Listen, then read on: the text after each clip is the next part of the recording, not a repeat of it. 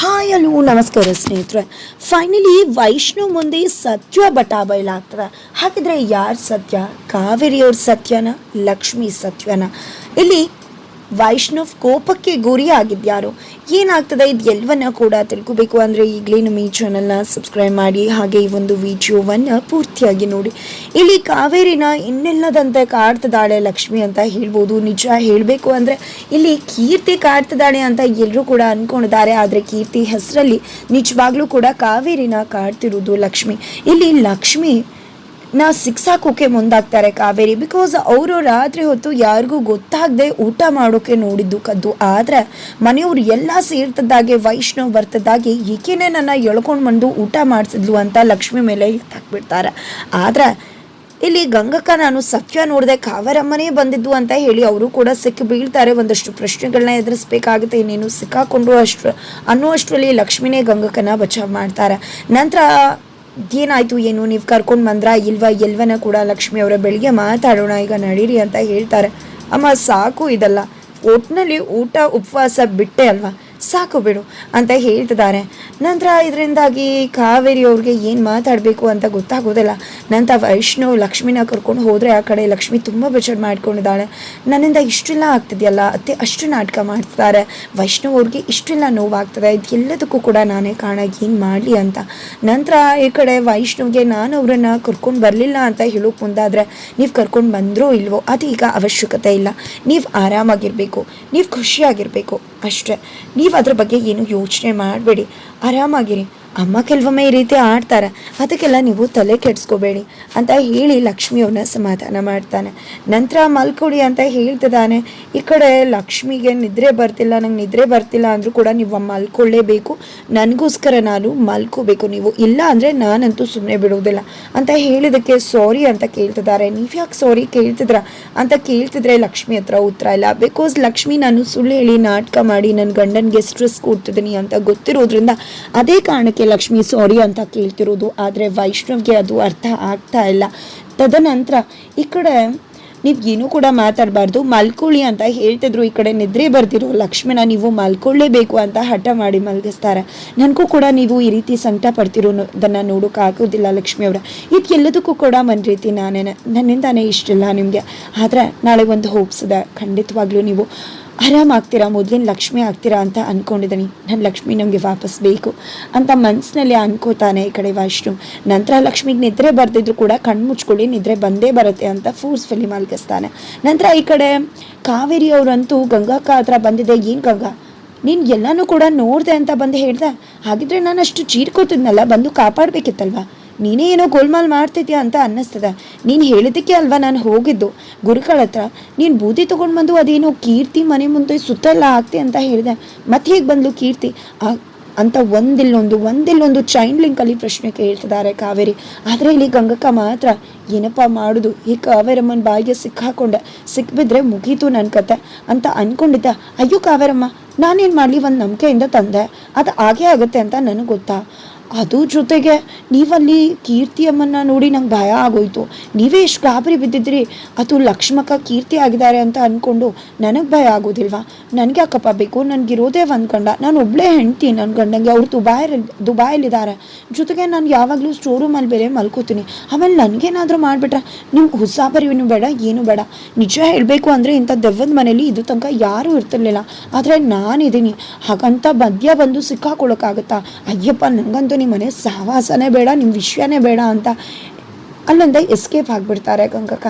ನಂತರ ಈ ಕಡೆ ಕಾವೇರಿ ಅವ್ರಿಗೆ ತಲೆ ಕೆಟ್ಟೋಗಿದೆ, ಏನಿದು ಎಂಥ ಪರಿಸ್ಥಿತಿ ಬಂತು ನನಗೆ, ಪದೇ ಅವಮಾನ ಆಗ್ತದೆ, ನನ್ನ ಈಗೋಗೆ ಹರ್ಟ್ ಆಗ್ತದೆ, ಖಂಡಿತವಾಗ್ಲೂ ನನಗೆ ರೆಸ್ಪೆಕ್ಟ್ ಸಿಗ್ತಾ ಇಲ್ಲ. ನನ್ನ ಮಗ ನಾನು ಕದ್ದು ಊಟ ಮಾಡ್ತಿರೋದನ್ನು ನೋಡ್ದೆ, ನಾನು ಊಟ ಮಾಡಿದೆ ಅಂತ ಅಂದ್ಕೊಂಡು ಹೋಗ್ಬಿಟ್ಟ, ನನ್ನ ಪ್ಲ್ಯಾನ್ ಎಲ್ಲ ಫ್ಲಾಪ್ ಆಯಿತು. ಆ ಕೀರ್ತಿ ಬಂದು ಎಲ್ಲನೂ ಕೂಡ ಹಾಳು ಮಾಡಿದ್ಲು.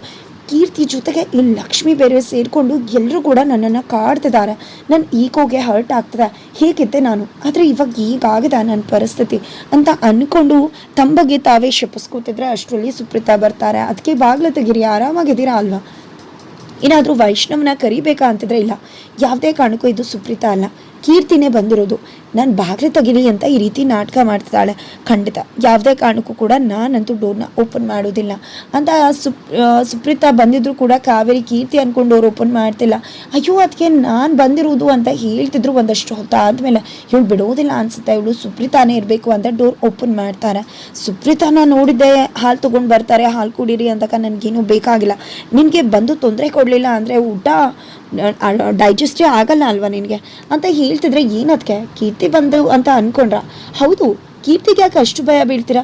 ನೀವು ಭಯ ಬೀಳ್ತಿರೋದು ನೋಡ್ತಿದ್ರೆ, ಅವಳು ನಿಮ್ಮನ್ನೇ ಟಾರ್ಗೆಟ್ ಮಾಡ್ತಿದ್ದಾಳೆ ಅಂತ ಹೇಳ್ತಿರೋದು ನೋಡ್ತಿದ್ರೆ ನಿಜವಾಗ್ಲೂ ಕೂಡ ಕೀರ್ತಿ ಸಾವಲಿ ನಿಮ್ಮದು ಏನಾದರೂ ಕೈವಾಡಿಯ ಇದೆಯೋ ಹೇಗೋ ಅಂತ ಕೇಳ್ತಿದ್ರೆ ಯಾವಾಗಲೂ ನಿನಗೆ ಇದೇ ಅಲ್ವಾ ಸುಮ್ಮನೆ ವಿನಾಕಾರಣ ಏನೇನೋ ಮಾತನಾಡೋದು ಅಂತ ಹೇಳ್ತಿದ್ರೆ ನಿಮಗೇನೋ ರಕ್ತ ಅಂಟಿಸ್ಕೊಳ್ಳೋದು ಹೊಸ್ತಲ್ಲ ಅಲ್ವಾ?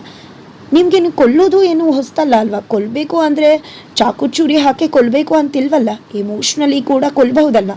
ಅದೇ ಕೆಲಸ ಅಲ್ವಾ ನಮ್ಮ ಅಮ್ಮನ ವಿಷಯದಲ್ಲಿ ಮಾಡಿದ್ದು. ಅಣ್ಣಂಗೆ ಈಗಲೂ ಹೇಳಿದ್ರು ಅದನ್ನು ನಂಬೋದಿಲ್ಲ. ಆದರೆ ನೀವು ಹೇಗೆ ನಮ್ಮ ಅಣ್ಣನಿಂದ ಅಮ್ಮನ ದೂರ ಮಾಡಿ ಇಂಚಿಂಚು ಅಣುವಾಗಿ ನಮ್ಮಮ್ಮನ ಕೊಂದುಬಿಟ್ರಿ ನೀವು. ಖಂಡಿತ ಅದು ನೀವು ಕೂಡ ಅನುಭವಿಸ್ತೀರಾ. ನಿಮ್ಮ ಮಗನಿಂದ ಕೂಡ ನೀವು ದೂರ ಆಗೋ ಪರಿಸ್ಥಿತಿ ಬಂದೇ ಬರುತ್ತೆ. ನಮ್ಮಮ್ಮ ಹೇಗೆ ಪಾಡ್ಪಟ್ರು ಹಾಗೆ ಅನಾಥ ಶವ ಆಗ್ತೀರಾ ನೀವು ಕೂಡ ಹಾಗೆ ಅನಾಥವಾಗಿ ಸಾಯ್ತೀರಾ. ಅದಂತೂ ಕಟ್ಟಿಟ್ಟ ಬುತ್ತಿ ಅಂದ್ರೆ ಈ ಕಡೆ ಸುಪ್ರೀತ್ ಅವ್ರನ್ನ ತಳ್ಳಿದ್ದೆ ಡೋರ್ನ ಲಾಕ್ ಹಾಕೊಂಡ್ಬಿಡ್ತಾರೆ. ಈ ಕಡೆ ಕಾವೇರಿ ಅವರು ಡೋರ್ ಲಾಕ್ ಹಾಕೊಂಡ್ರೆ ನೋಡಿದ್ರೆ ಆಲ್ರೆಡಿ ಬಂದು ಕೀರ್ತಿ ಕುತ್ಕೊಂಡಿದ್ದಾಳೆ. ಅಪ್ಪಪ್ಪ ಕೀರ್ತಿ ಹೇಗೆ ಬರೋಕ್ಕೆ ಸಾಧ್ಯ ಆಗಿದ್ರೆ ನಿಜವಾಗ್ಲೂ ಕೂಡ ಕೀರ್ತಿ ದವ್ವ ಆಗ್ಬಿಟ್ಲ, ಸತ್ತೋಗ್ಬಿಟ್ಟಿದ್ದಾಳ. ಈ ಕಡೆ ಕಾವೇರಿಯವರು ನೋಡಿದೆ, ಈ ಕಡೆ ಕೀರ್ತಿ ನೋಡಿದೆ ಎದ್ದಂ ಅಂತ ಹೇಳಿ ಬಾತ್ರೂಮ್ ಹತ್ರ ಹೋಗಿ ಲಾಕ್ ಹಾಕೋತಾ ಇದ್ರೆ ನಿಂತ್ಕೊಳ್ಳಿ ಆಂಟಿ ನಿಂತ್ಕೊಳ್ಳಿ ಅಂತ ಹೇಳಿ ಓಡ್ತಿದ್ದಾಳೆ. ಅದರ ನಡುವೆ ವೈಷ್ಣವಿ ಎದ್ದು ಬಂದಿದೆ. ಈ ಕಡೆ ಸೈಕಿಯಾಟ್ರಿಸ್ಟ್ ಹತ್ರ ಕಾಲ್ ಮಾಡಿ ನಾಳೆ ಎಲ್ಲ ಸರಿ ಹೋಗುತ್ತೆ ಅಲ್ವಾ, ನೀವು ಬರ್ತೀರಾ ಅಲ್ವಾ ಅಂತ ಕೇಳ್ತಿದ್ರೆ ಖಂಡಿತವಾಗ್ಲು ಅಂತ ಭರವಸೆ ಕೊಡ್ತಾರೆ. ಅದರ ನಡುವೆ ಈ ಕಡೆ ಕಾವೇರಿ ಗಿಟಾರ್ ಅಂತ ಕಿರ್ಚ್ತಿರೋದು ವೈಷ್ಣವಿಗೆ ಕೇಳಿಸ್ಬಿಡುತ್ತೆ. ತಕ್ಷಣ ಈ ಕಡೆ ಬಾತ್ರೂಮಲ್ಲಿ ಹೋಗಿ ಲಾಕ್ ಹಾಕೊಂಡ್ರೆ ಒಳಗಡೆ ಆಲ್ರೆಡಿ ಕೀರ್ತಿ ಬಂದಿದ್ದಾಳೆ. ಏನಿದು ಲಾಕ್ ಹಾಕೊಂಡ್ರೆ ಒಳಗಡೆ ಬರ್ತಾಳೆ ಅಂದರೆ ಏನರ್ಥ? ಹಾಗಿದ್ರೆ ಕೀರ್ತಿ ನಿಜವಾಗ್ಲೂ ದೆವ್ವ ಆಗಿದ್ದಾಳೆ ಅಂತಾನ?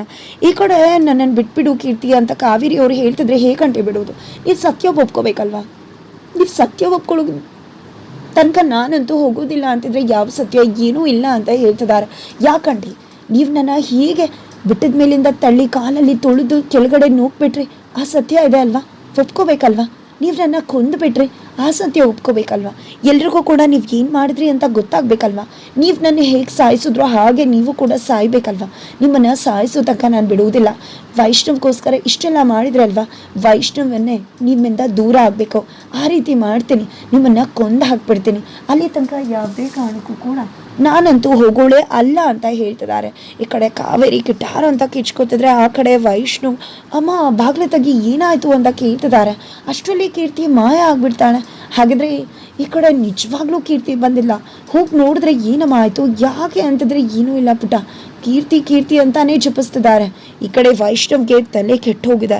ದೆವ್ವ ನಂಬಬೇಕು, ಭೂತ ನಂಬಬೇಕು, ಅಮ್ಮನ ಯಾಕೆ ಆಡ್ತಿದೆ, ಏನಾಗ್ತದೆ ಏನೊಂದು ಕೂಡ ಅರ್ಥ ಆಗ್ತಿಲ್ಲ ಈ ಕಡೆ ವೈಷ್ಣವ್ಗೆ. ಅದರ ನಡುವೆ ಬೆಳಿಗ್ಗೆ ಆಗ್ತಿದ್ದಾಗೆ ಈ ಕಡೆ ಲಕ್ಷ್ಮಿನ ಭೇಟಿ ಮಾಡೋದಕ್ಕೆ ಸೈಕಿಯಾಟ್ರಿಸ್ಟ್ ಬಂದಿದ್ದಾರೆ. ಅವರು ಸೈಕಿಯಾಟ್ರಿಸ್ಟ್ ಅಂತ ಲಕ್ಷ್ಮಿಗೆ ಗೊತ್ತಿಲ್ಲ.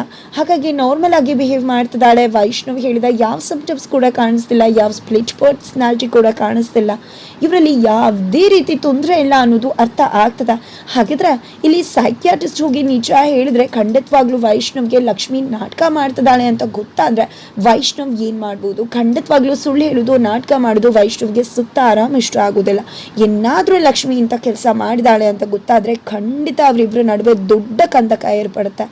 ಒಂದು ಪಕ್ಷ ಇಲ್ಲಿ ಏನಾದರೂ ಲಕ್ಷ್ಮಿ ಬುದ್ಧಿವಂತೆ ಆಗಿ ಸೈಕಿಯಾಟ್ರಿಸ್ಟ್ ಹತ್ರ ನಾಟಕ ಮಾಡಬೇಕು, ಇಲ್ಲಾಂದರೆ ಸೈಕಿಯಾಟ್ರಿಸ್ಟನ್ನು ಮನವೊಲಿಸಿ ಅವಳ ನಾಟಕಕ್ಕೆ ಸಾಥ್ ಕೊಡೋ ಹಾಗೆ ಮಾಡಬೇಕು. ಆಗ ಮಾತ್ರ ಇಲ್ಲಿ ವೈಷ್ಣವ್ನ ನಂಬಿಸೋಕೆ ಸಾಧ್ಯ. ಇಲ್ಲಾಂದರೆ ವೈಷ್ಣವ್ನ ವಿರೋಧ ಕಟ್ಕೊಳ್ಳೋದಂತೂ ಕಟ್ಟಿಟ್ಟ ಬುತ್ತಿ ಲಕ್ಷ್ಮಿ ಅಂತ ಹೇಳ್ಬೋದು.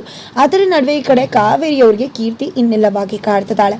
ಹಾಗಿದ್ರೆ ಕೀರ್ತಿ ದೆವ್ವ ಆಗಿ ಬಂದಿರೋದು ನಿಜನಾ? ಇಲ್ಲ ಅಂದಿದ್ರೆ ಬಾಗ್ಲು ಒಳಗಡೆ ಹೇಗೆ ಬರೋಕ್ಕಾಗ್ತಿತ್ತು? ದೆವ್ವ ಆಗದೆ ಇದ್ದಿದ್ರೆ ಅದು ಲಕ್ಷ್ಮಿ ಆಗಿದ್ರೆ ಇದರಿಂದ ನಮಗೆ ಗೊತ್ತಾಗೋದು ಖಂಡಿತವಾಗ್ಲೂ ಅಲ್ಲಿ ಬಂದಿದ್ದು ಕೀರ್ತಿ ಅಲ್ಲ, ಕಾವೇರಿಯ ಭಯದ ಭ್ರಮೆ ಅಂತ ಹೇಳ್ಬೋದು. ಹಾಗಾದ್ರೆ ಭಯದಲ್ಲೇ ತೇಲ್ತಿರೋ ಕಾವೇರಿಗೆ ಅಣು ಇಂಚು ಹೆಜ್ಜೆಗೂ ಕೀರ್ತಿ ಕಾಟ ಕೊಡೋಕೆ ಶುರು ಆಗ್ತದೆ. ಹಾಗಾದ್ರೆ ತಾವು ಮಾಡಿದ ಕರ್ಮಕಾಂಡವನ್ನ ಅವರೇ ಬೈಲ್ ಮಾಡಿಬಿಡ್ತಾರೆ. ಏನಾಗುತ್ತೆ ತಿಳ್ಕೊಬೇಕು ಅಂದ್ರೆ ಈಗಲೇ ನಮ್ಮ ಈ ಚಾನಲ್ನ ಸಬ್ಸ್ಕ್ರೈಬ್ ಮಾಡಿ, ಮುಂದಿನ ವಿಡಿಯೋಗೋಸ್ಕರ ವೇಟ್ ಮಾಡೋದನ್ನ ಮರಿಬೇಡಿ.